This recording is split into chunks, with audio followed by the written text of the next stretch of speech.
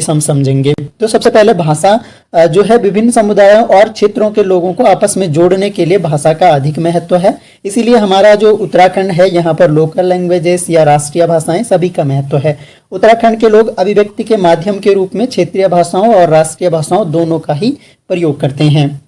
और खास बात यहाँ पर फैक्ट यहाँ पर ध्यान रखना है कि संस्कृत भाषा को उत्तराखंड में विशेष स्थान दिया गया है। यह हिंदी के साथ राज्य की आधिकारिक भाषा का दर्जा इसको मिला है और ये कब मिला है? 2010 में मिला है। तो इम्पोर्टेंट फैक्ट आपको ध्यान रखना है कि संस्कृत भाषा को उत्तराखंड की आधिकारिक भाषा का दर्जा 2010 में दिया गया। तो ये आपको ध्यान रखना है। वीडियो को थोड़ा सा ध्यान से देखिएगा, लास्ट में 3 रिवीजन क्वेश्चन आपको पूछे जाएंगे इसी वीडियो में से। अगर आप ध्यान से देखते हैं तभी आप उनका आंसर दे पाओगे। इसके अलावा राज्य में हिंदी के अतिरिक्त उर्दू और पंजाबी भी बोली जाती है। तो अब हम बात करते हैं कि हिंदी जो है पहाड़ी हिंदी के 3 वर्ग हैं। पहाड़ी हिंदी यानी जो पहाड़ी जो हमारे राज्य हैं उनमें जो हिंदी बोली जाती है उनमें पहाड़ी हिंदी के 3 वर्ग आते हैं। इसमें एक पूर्वी पहाड़ी हो गया, मध्य पहाड़ी हो गया और पश्चिमी पहाड़ी हो गया। तो उत्तराखंड जो आता है वो मध्य पहाड़ी के अंतर्गत आता है, यानी उत्तराखंड में जो भाषा बोली जाती है वो मध्य पहाड़ी वर्ग के अंतर्गत आती है और इस वर्ग के अंतर्गत ही आपकी कुमाऊनी और गढ़वाली बोलियां आती हैं। तो ये यहाँ पर ध्यान रखने वाली बात है कि उत्तराखंड की जो भाषा है वो मध्य पहाड़ी भाषा के अंतर्गत आती है और इसी में कुमाऊनी और गढ़वाली बोलियां आती हैं। तो नोट करके आपको ये ध्यान रखना है कि कुमाऊनी और गढ़वाली में लिखित तथा मौखिक साहित्य विद्यमान है, इसलिए इन्हें भाषा का दर्जा प्राप्त है जिनकी लिपि देवनागरी है। तो यहाँ से क्वेश्चन पूछा जाता है बहुत बार कि कुमाऊनी की लिपि पूछे या गढ़वाली की लिपि पूछे तो हमेशा क्या है? देवनागरी लिपि है, जो कि हमारी हिंदी की भी लिपि है। तो देवनागरी लिपि आपको ध्यान रखना है।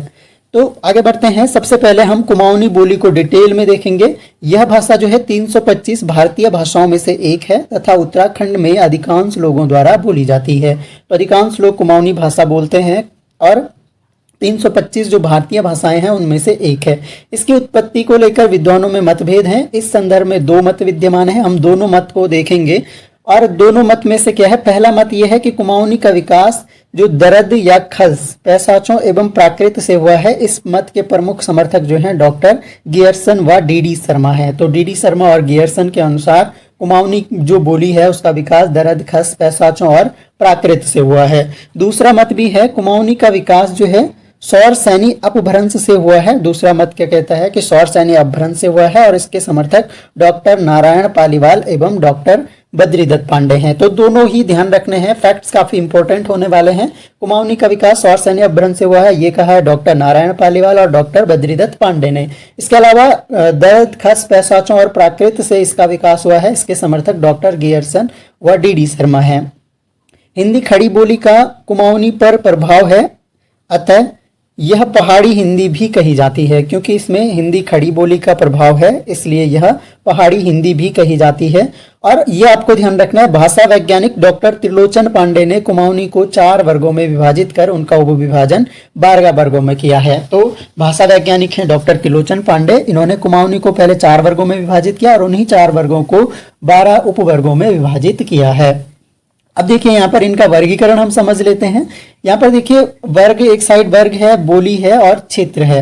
तो सबसे पहला वर्ग जो इन्होंने बताया वो पूर्वी कुमाऊनी बताया और पूर्वी कुमाऊनी के अंतर्गत 4 बोलियां, एक कुमैया हो गया, सौराली हो गया, सिराली हो गया और अस्कोटी हो गया। तो कुमैया, सौराली, सिराली और अस्कोटी। और इससे जो जुड़ा हुआ क्षेत्र है नैनीताल से लगा काली कुमाऊं क्षेत्र, यहाँ बोली जाती है। सौर क्षेत्र के पूर्वी गंगोली, अस्कोट के पश्चिम में सीरा क्षेत्र, अस्कोट क्षेत्र और नेपाली का इस पर प्रभाव है। ये इंपॉर्टेंट फैक्ट आपको ध्यान रखना है कि पूर्वी कुमाऊनी पर जो है नेपाली भाषा का प्रभाव है। सीरा क्षेत्र हो गया, अस्कोट क्षेत्र हो गया, गंगोली, काली कुमाऊं, तो ये सारे क्षेत्र जो हैं इन बोलियों, ये बोलियां इन क्षेत्रों में बोली जाती हैं।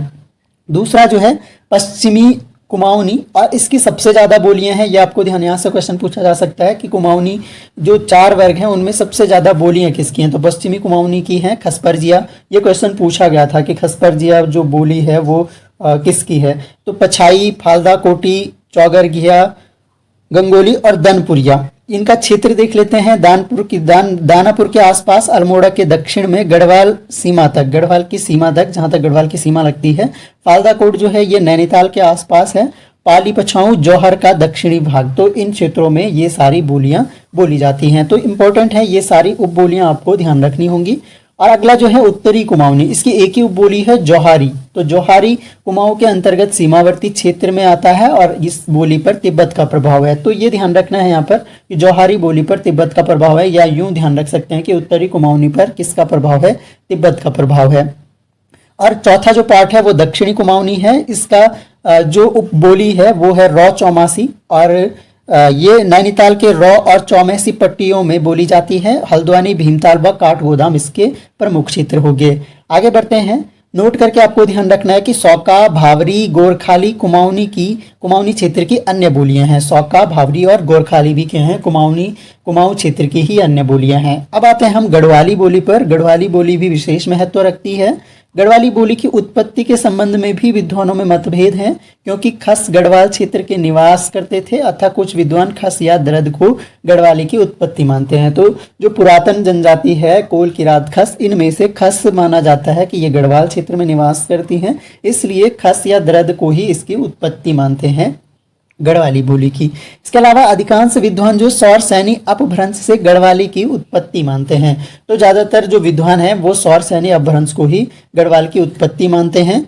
और मैक्स मूलर जो हैं ये भाषा वैज्ञानिक हुए हैं। इन्होंने गढ़वाली प्राकृत भाषा का एक रूप है, यह वर्णन उनकी पुस्तक रचना साइंस ऑफ लैंग्वेज में मिलता है।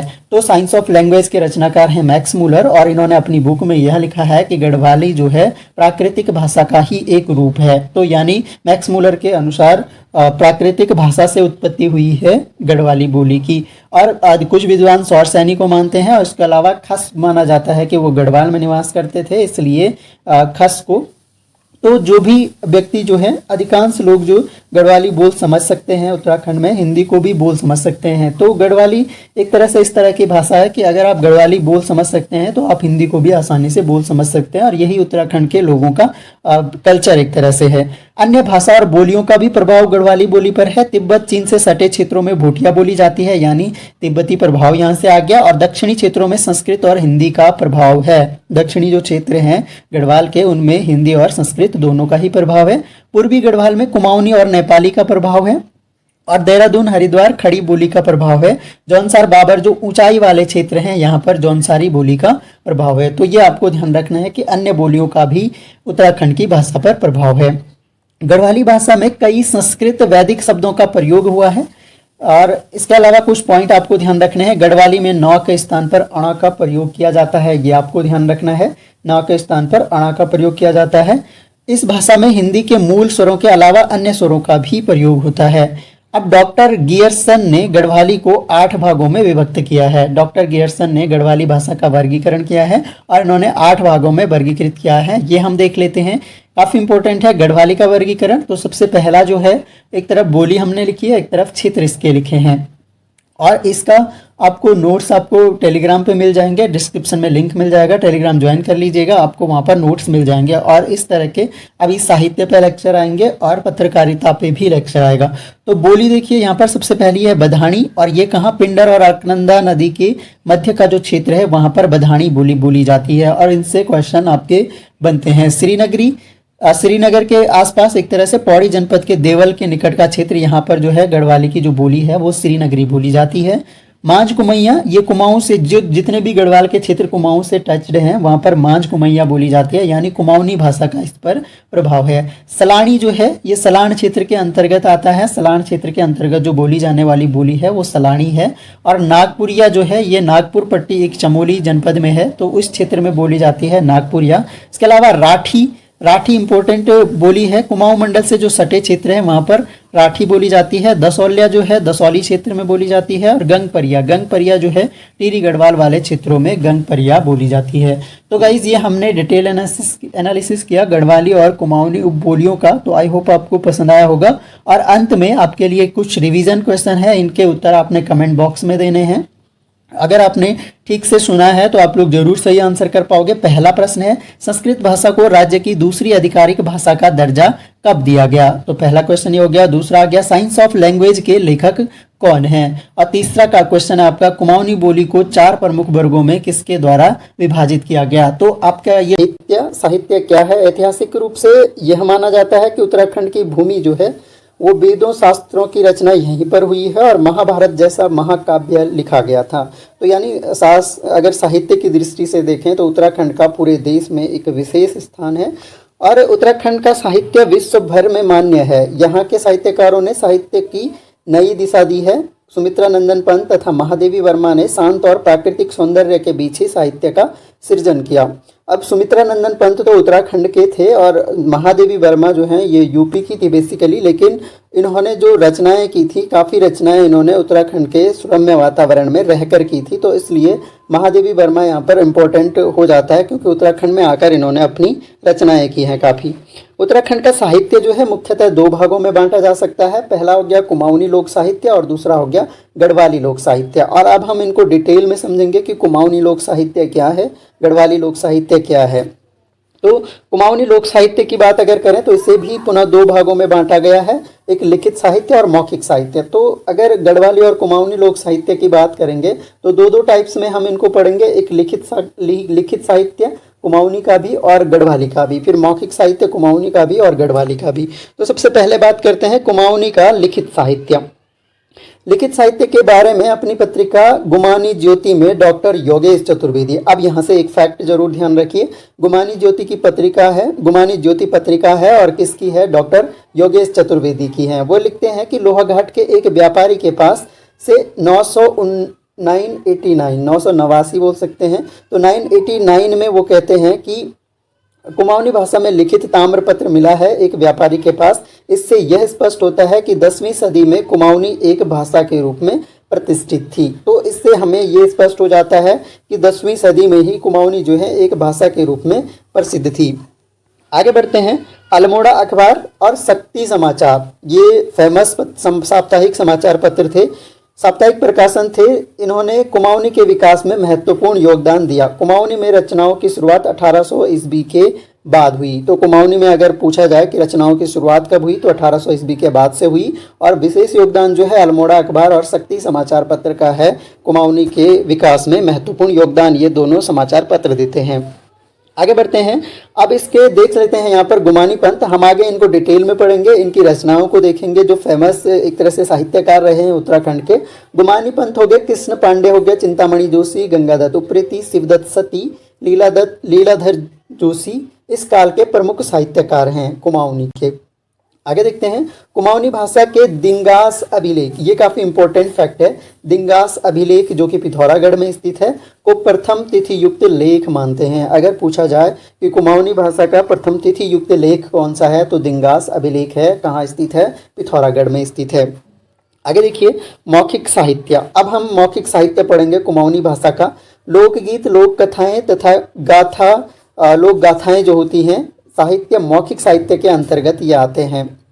इसमें यहाँ के लोकगीतों को तर्क प्रधान गीत, नृत्य प्रधान गीत, अनुभूति प्रधान गीत, ऋतु गीत एवं कृषि गीत में बांटा गया है। तो अलग अलग टाइप के गीत यहाँ पर हैं, जैसे तर्क प्रधान गीत हो गया, नृत्य प्रधान गीत हो गया, अनुभूति प्रधान गीत हो गया, ऋतु गीत और कृषि गीत में यहाँ के गीतों को बांटा गया है। करते हैं, पारंपरिक, पौराणिक, धार्मिक, वीर गाथाएं आदि मौखिक रूप से पीढ़ी दर पीढ़ी हस्तांतरित होती हैं। जो पौराणिक गाथाएं हो या धार्मिक गाथाएं हो या फिर वीर गाथाएं जो होती हैं वो पीढ़ी दर पीढ़ी हस्तांतरित होती रहती हैं और पौराणिक गाथाओं को यहाँ पर जागर कहा जाता है।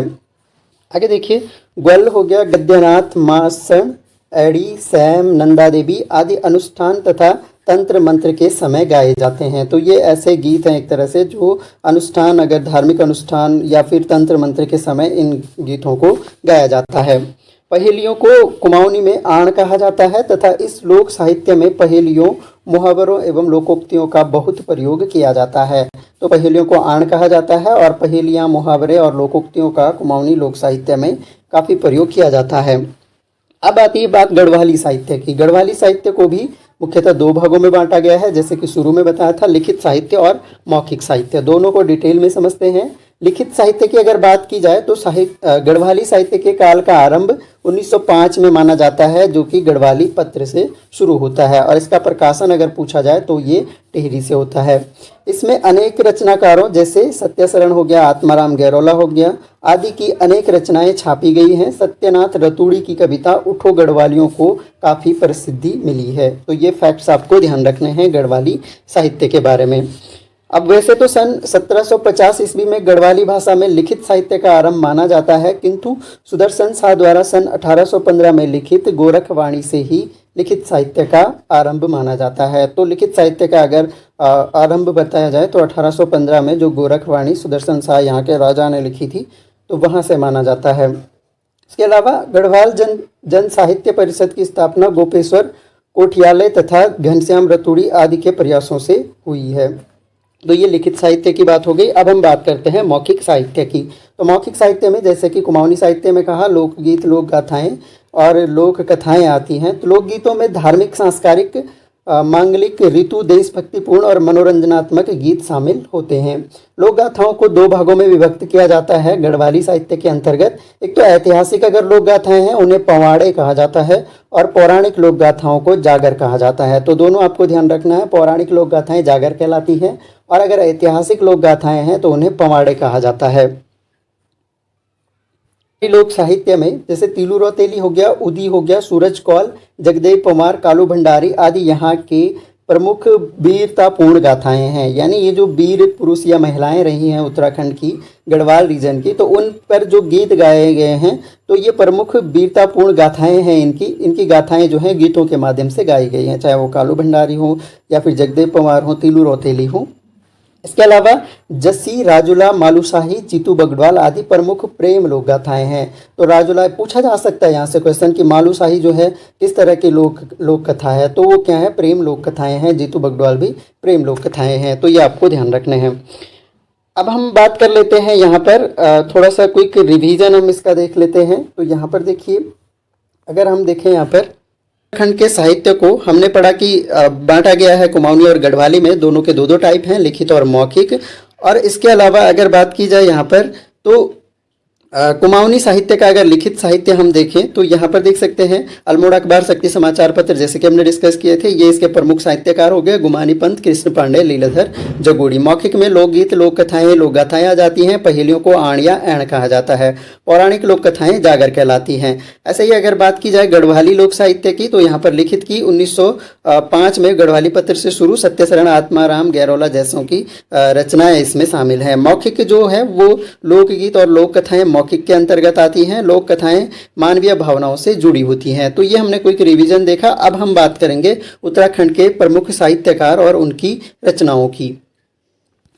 प्रमुख साहित्यकार और उनकी कृतियां देखेंगे, क्या क्या उनकी फेमस कृतियां हैं। सबसे पहले बात करते हैं सुमित्रानंदन पंत की। तो पहली बात तो ये ध्यान रखनी है, सुमित्रानंदन पंत बहुत प्रसिद्ध व्यक्तित्व थे उत्तराखंड के, और 1961 में इन्हें पद्म भूषण मिला और 1968 में ज्ञानपीठ पुरस्कार मिला। और आपके लिए प्रश्न आज का ये है कि ज्ञानपीठ पुरस्कार इनको 1968 में किस रचना के लिए दिया गया था, ये आप कमेंट बॉक्स में जरूर टाइप करिए।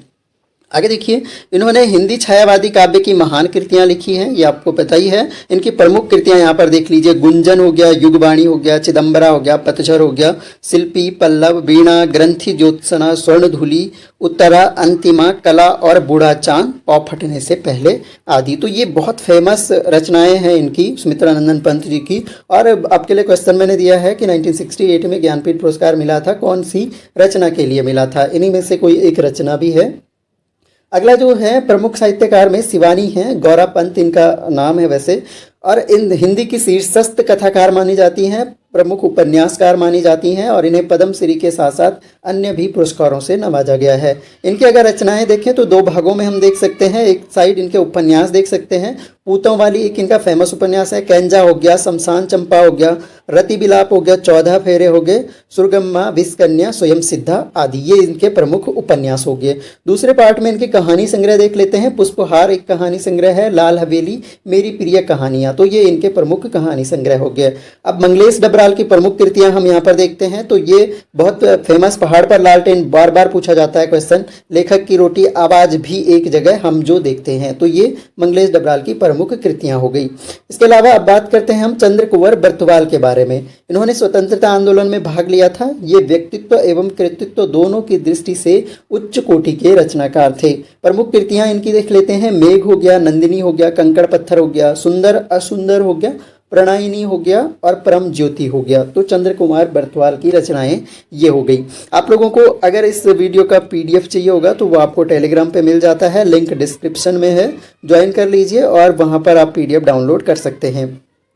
हिमांशु जोशी की कृतियां देखते हैं। तुम्हारे लिए, कगार की आग, छाया मत छूना, चीड़ के बन, नील नदी का वृक्ष और तीन तारे, ये हो गए हिमांशु जोशी की प्रमुख कृतियां। अब बात करते हैं इलाचंद्र जोशी। इनसे काफी क्वेश्चन पूछे जाते हैं। घृणामयी हो गया, सन्यासी हो गया, जहाज का पंछी काफी बार पूछा गया है, इंपॉर्टेंट है जहाज का पंछी, रोमांटिक छाया और मुक्ति पथ आदि ये किसके हो गए? इलाचंद जोशी की रचनाएं हो गई। गुमानी पंत की अगर बात करें तो गुमानी पंत जो है बहुत विद्वान व्यक्ति थे उत्तराखंड के। इन्हें कुमाऊनी हो गया, संस्कृत हो गया, हिंदी हो गया और नेपाली भाषा सभी का ज्ञान था और इन्होंने सभी में रचनाएं भी लिखी हैं। इनके प्रमुख ग्रंथ देखते हैं। शतोपदेश हो गया, कृष्णाष्टक हो गया, नीति शतक, गंगा शतक, चित्रपद्यावली, रामाष्टक और राम महिमा आदि इनके प्रमुख ग्रंथ हैं गुमानी पंथ के। आगे देखिए विद्यासागर नौटियाल। इनकी जो प्रमुख रचनाएं हैं, उलझे रिश्ते, टिहरी की कहानियां, भीम अकेला, सोना उत्तर बायां है, भीम अकेला, सोना उत्तर बायां है, सूरज सबका है, गाए जा। अब अगली बात करते हैं हम गिरीश तिवारी गिरदा की। ये बहुत फेमस हैं। गिरदा ये प्रमुख एक तरह से कवि थे। ये 38 वर्षों से जन आंदोलनों को जीवंत रखने वाले जन कवि गिरदा को गढ़वाल कुमाऊं की भौगोलिक सीमाएं कभी बांध नहीं पाई। गिरदा ने लोकनायक झुसिया दमाई पर भी महत्वपूर्ण शोध प्रबंध लिखा है। तो ये बात की हमने गिरीश तिवारी गिरदा की। और अंत में बात करेंगे सबसे फेमस, काफ़ी फेमस हैं शैलेश मटियानी। तो शैलेश मटियानी ये आधुनिक हिंदी साहित्य के प्रसिद्ध साहित्यकार, कहानीकार एवं गद्यकार थे और इन्होंने जो है बोरीबली से बोरीबंदर तक और मुठभेड़, ये दो इनके फेमस उपन्यास हैं। और चील, अर्धांगिनी जैसी कहानियों के साथ अनेक निबंध तथा प्रेरणादायक संस्मरण भी लिखे हैं। तो ये हमने बात करी उत्तराखंड के प्रमुख साहित्यकार और उनकी प्रमुख रचनाओं की। तो आई होप आप लोगों को यह क्लास पसंद आई होगी। पसंद आता है तो लाइक शेयर जरूर करें। पीडीएफ चाहिए तो टेलीग्राम पे आइए, टेलीग्राम से आपको पीडीएफ मिल जाएगा। और वीडियो आपको कैसा लगा कमेंट बॉक्स में जरूर बताएं। Thanks a lot for listening. मिलेंगे नेक्स्ट वीडियो में, तब तक के लिए जय हिंद।